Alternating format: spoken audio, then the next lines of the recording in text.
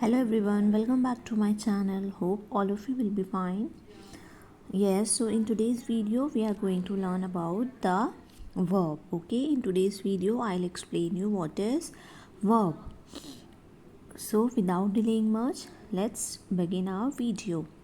Every living thing does something or the other all the time.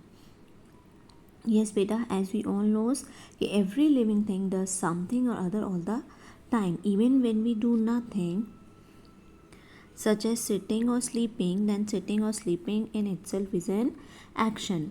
मतलब अगर even जब हम कुछ नहीं करते हैं जैसे बैठना या सोना, सिटिंग और स्लीपिंग, तो जो है सिटिंग और sleeping in itself is an action.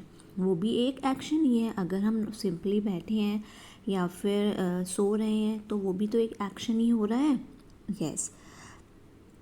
Then next, can you tell what each of these people are doing in the pictures? So now they are saying can you tell what each of these people are doing in the picture?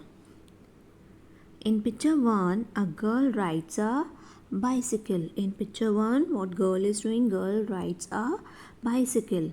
In picture 2, a boy reads a book. In picture 2, what he is doing? He reads a book.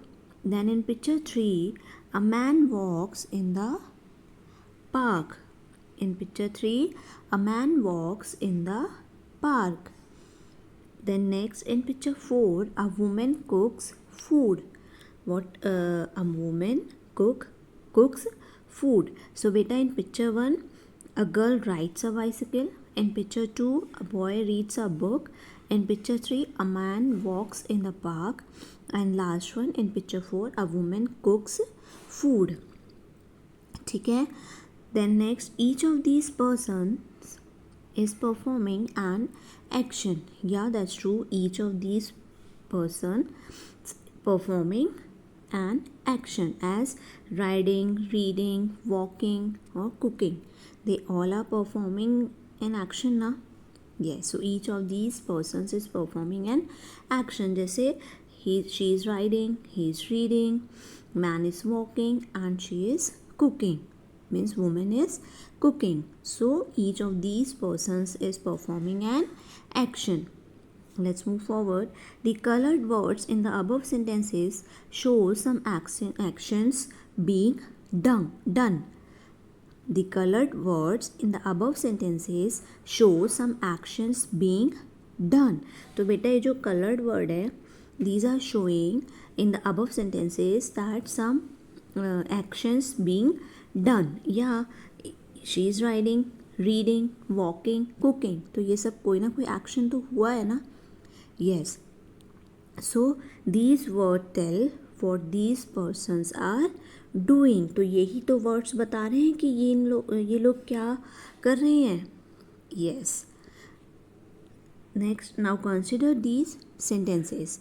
First one is, she baked a cake for my birthday.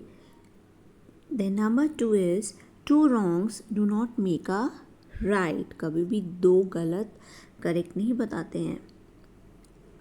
ठीक है, कभी भी दो गलत correct नहीं बनाते हैं. Third is, we took a train to Jaipur. Third, he works in a factory. Fourth, he works in a factory. Then last, number 5, they feel sorry for their mistake. In these sentences, baked, make, took, works and feel are verbs. So beta, in these sentences all these colored words are verbs. क्या है बेटा ये सब? ये जो colored word है ये क्या है? ये है verb. These verbs say something about the subject. जो ये verb हैं ये subject के बारे में ही तो कुछ बोल रहे हैं. Yes. A verb is mainly a doing word. जो verb होता है वो क्या होता है? Doing word. It says that somebody or something does an action. वो बताता है कि किसी ने somebody or something does an action. Such a verb is also called an action word. इनको हम action verb भी बोलते हैं. क्या बोलते हैं बेटा? Action verb. So a verb is mainly a doing word. Verb जो होता है वो डूइंग वर्ड होता है और it says that somebody or something does an action. और उन वर्ब को हम क्या बोलते हैं? Such a verb is also called an action word. उन वर्ब को हम एक्शन वर्ब भी बोलते हैं. सो what we read? First we read about action words and then later we read about verb. Okay, let's move forward. Yes beta, so now next they are saying words like be, am, is, are, was, were and have, has, had are also verb. So बेटा ये बोल रहे हैं कि ये जो words हैं ये भी verb होते हैं. ठीक है, are also verbs. They tell us what somebody or something is or has. These words tell us what somebody or something is or has. As first one is, she is a good singer. I have a nice bicycle. I have a nice bicycle. First sentence is telling कि she is a good singer and second sentence I have a new bicycle. ठीक है ना. Again ये जो is और have है ये subject के बारे में ही तो बता रहे हैं उनके वो कौन सा क्या एक्शन कर रहे हैं, मतलब सॉरी सब्जेक्ट के बारे में ही तो बता रहे हैं कुछ ना कुछ. Yes, so the words like am, is, are, was, were and have, has or had are also verbs. A verb is not always one word and always remember बेटा वर्ब हमेशा सिर्फ एक वर्ड नहीं होता है. Is not always one word. It may often consist of more than one word. कभी कभी वो वन से ज़्यादा वर्ड का भी होता है वर्ब. ओके, ऐसा कोई कंपलसरी नहीं है कि एक सेंटेंस में वन वर्ड होगा वही वर्ब होगा, ऐसा नहीं है. कभी कभी वन से ज़्यादा वर्ड भी वर्ब कहलाते हैं. ठीक है. As first is he is rowing the boat. Second is she has been writing letters since morning. तो देखो हुआ ना, is rowing two words verb हुए. ऐसे ही सेकेंड सेंटेंस में has been writing three words हैं तो ये भी वर्ब है. इसलिए बेटा कोई जरूरी नहीं है कि सेंटेंस में वन वर्ड ही वर्ब होगा. अ verb is not always one word. It may often consist of more than one word. So now we will read definition of a verb. A verb is a word used to express an action, state or possession. Okay, what is verb? Verb is a word and which is used to express an action, state or possession. ठीक है, ये है verb की definition. Verb क्या होता है? Verb एक वो वर्ड होता है जो यूज़ होता है एक्सप्रेस करने के लिए एक्शन को, स्टेट को और पोजीशन को. So that was about the verb. Hope all of you understood what is verb. Let's move forward. Next is objects of the verb. Up next we will read about objects of the verb. क्या होता है? Some verbs have objects after them. Read the following sentences.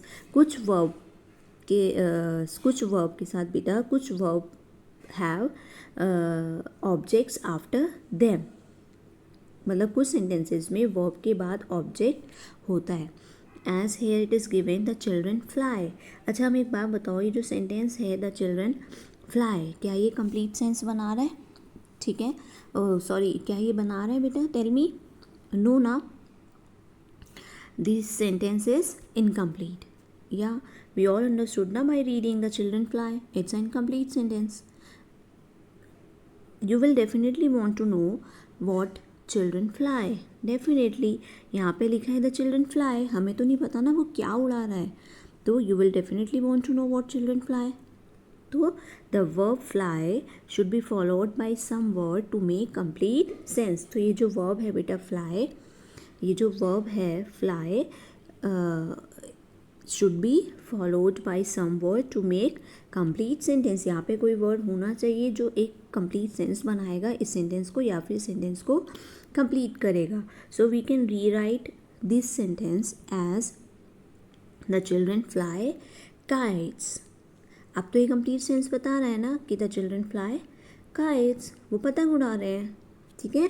So these verbs need some words to make complete sense. तो बेटा sometimes verb को कुछ words चाहिए होते हैं कंप्लीट सेंस बनाने के लिए या फिर सेंटेंस को कंप्लीट करने के लिए, ठीक है। तो उन वर्ड्स को हम क्या बोलते हैं, ऑब्जेक्ट्स। क्या बोलते हैं, object. So what is object, words that are added to the verbs to make complete sense are called object. तो वो वर्ड जो वर्ब में ऐड होते हैं to make complete sense are called objects.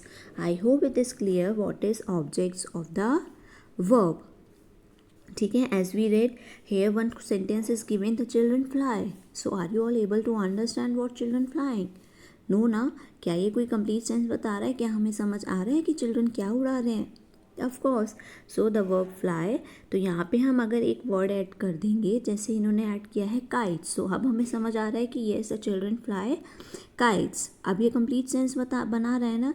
तो ये जो हमने ऑब्जेक्ट ऐड किया है, ये जो वर्ड ऐड किया है, इसको टू मेक कंप्लीट सेंस, ये जो हमने वर्ड ऐड किया है वर्ब के साथ टू मेक कंप्लीट सेंस, इसको क्या बोलते हैं, objects.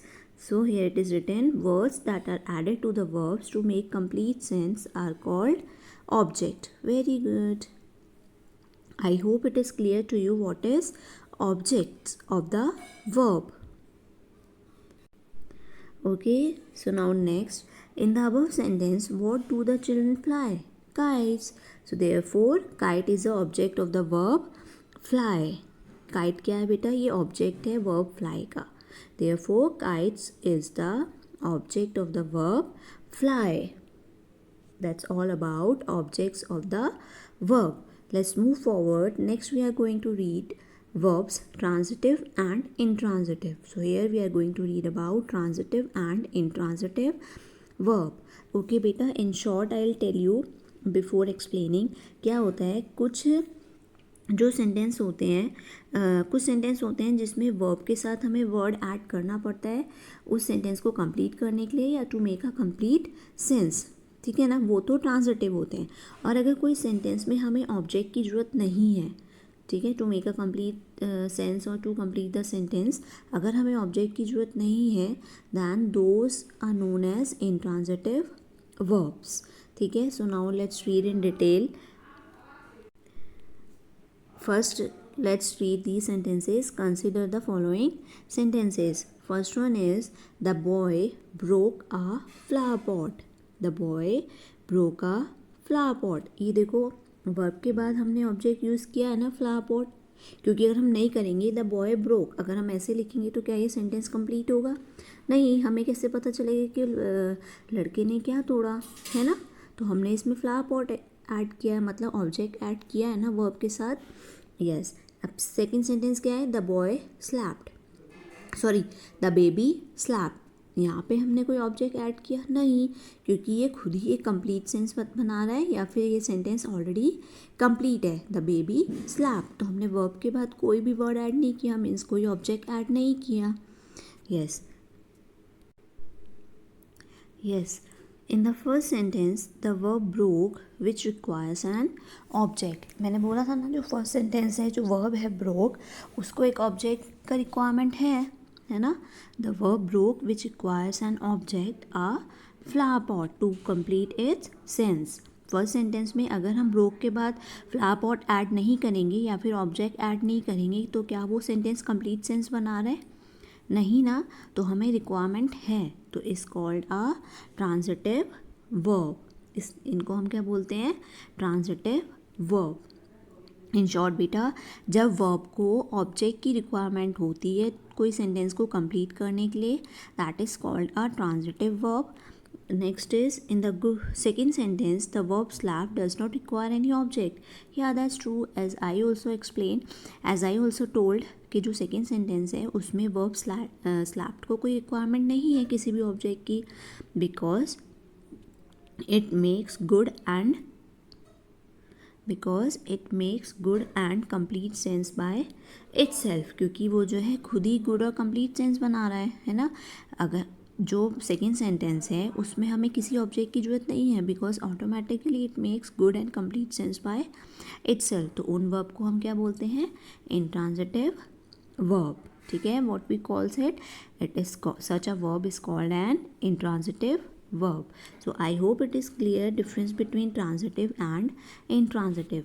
In short I will tell you बेटा, ट्रांजिटिव वर्ब वो होते हैं जब हमें वर्ब के साथ किसी ऑब्जेक्ट की ज़रूरत होती है किसी सेंटेंस को कंप्लीट करने के लिए, और to make a complete sense, उनको हम ट्रांजिटिव वर्ब बोलते हैं। और जिसमें किसी ऑब्जेक्ट की रिक्वायरमेंट नहीं होता है because it makes good and complete sense itself by itself, वो विदाउट ऑब्जेक्ट ही कंप्लीट सेंस बना रहा है, तो उन वर्ब को हम बोलते हैं intransitive verb. Therefore, it is clear that a transitive verb requires an object to make a complete sense.